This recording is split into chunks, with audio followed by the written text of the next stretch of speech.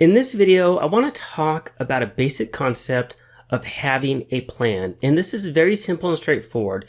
And really what it comes down to is being forward thinking when you're playing a hand. So what do I mean when I say that? So for example, let's say that we're in middle position or we're in the cutoff and we decide to open raise pocket fours and we get called by 3 different players. We have to have a plan in regards to what we're going to do on the flop based upon the board texture and what our opponent does.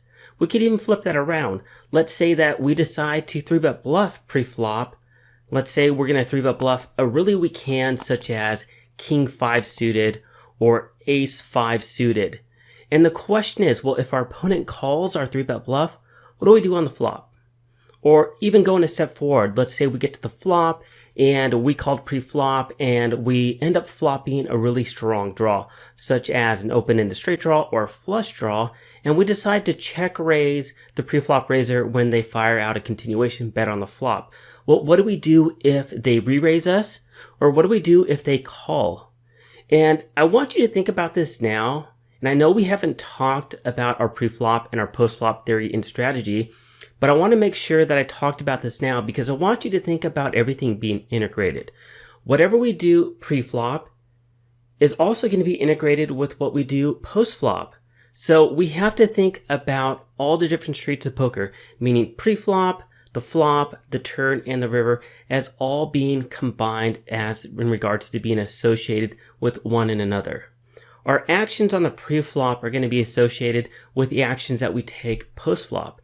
And I want you to think that way because I want you to have an idea of how you're going to play a hand from the beginning all the way to the end.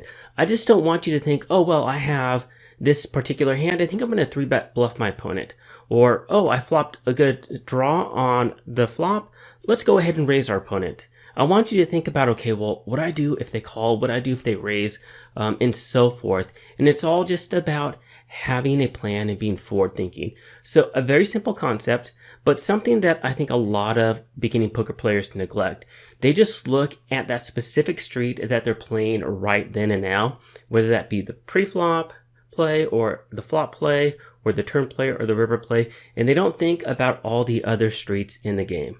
So anyways, that's all I wanted to talk about, a very simple concept. Just want you to begin to think about that right now. And then once we get to the pre-flop section and the post-flop section, and then we start doing some live play, hopefully this all makes sense. So if you have any questions, let me know. If not, thanks for watching, and I'll see you guys at the next video.